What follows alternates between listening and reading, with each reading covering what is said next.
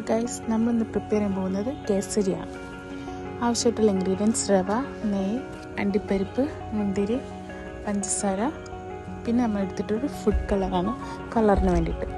First ഒരു pan എടുക്കുക, അതിലോട്ട് ഒരു സ്പൂൺ നെയ്യ് ആഡ് ചെയ്യുക. ഇതിലോട്ട് അണ്ടിപ്പരിപ്പ്, മുന്തിരി ആഡ് ചെയ്ത് നന്നായിട്ടൊന്ന് റോസ്റ്റ് ചെയ്തെടുക്കുക.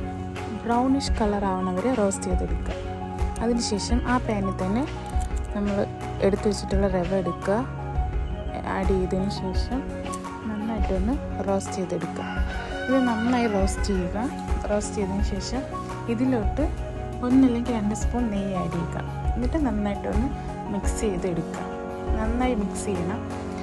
അതിനുശേഷം വേറൊരു പാൻ എടുക്കുക, 2 ഗ്ലാസ് വെള്ളം ആഡ് ചെയ്യുക.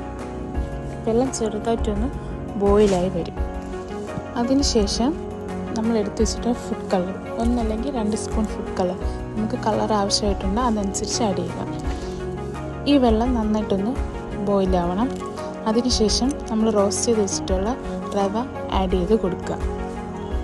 ആഡ് ചെയ്ത് കൊടുത്തതിന് ശേഷം നന്നായിട്ടൊന്ന് മിക്സ് ചെയ്തെടുക്കുക. നന്നായി ഇളക്കി കൊടുക്കുക, കാരണം പാനിൽ ഒട്ടിപ്പിടിക്കാത്ത രീതി വേണം ഇളക്കി കൊടുക്കുക. ഈ വെള്ളം നന്നായിട്ടൊന്ന് അബ്സോർബായി വരും. അതനുസരിച്ച് നന്നായിട്ടൊന്ന് മിക്സ് ചെയ്ത് കൊടുക്കുക. മിക്സ് ചെയ്ത് കൊടുക്കുമ്പോൾ തന്നെ ചെറുതായിട്ടൊരു കളർ നമുക്ക് കാണപ്പെടും. അങ്ങനെ അതനുസരിച്ച് ആഡ് ചെയ്ത് കൊടുക്കുക. എന്നിട്ട് നമ്മൾ മധുരം എത്രയാണോ മധുരം ആവശ്യമുള്ളത്, ഞാൻ ഇപ്പോൾ 1 കപ്പാണ് എടുത്തിട്ടുള്ളത്, അതനുസരിച്ച് മധുരം ആഡ് ചെയ്ത് നന്നായിട്ടൊന്ന് മിക്സ് ചെയ്ത് കൊടുക്കുക. ഈ മിക്സ് ചെയ്തതിന് ശേഷം 1 അല്ലെങ്കിൽ 2 സ്പൂൺ നെയ്യ്, നമുക്ക് ആവശ്യത്തിന് നെയ്യ് ആഡ് ചെയ്യുക.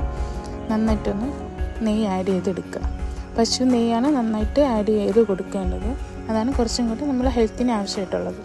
നന്നായിട്ടൊന്ന് മിക്സ് ചെയ്ത് കൊടുക്കുക.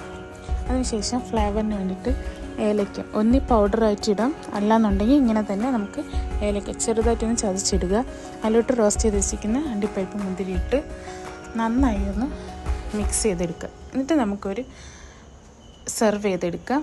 നമുക്ക് എങ്ങനെയാണ് സെർവ് ചെയ്യാൻ ആവശ്യം അതേപോലെ നമുക്ക് സെർവ് ചെയ്തെടുക്കാം.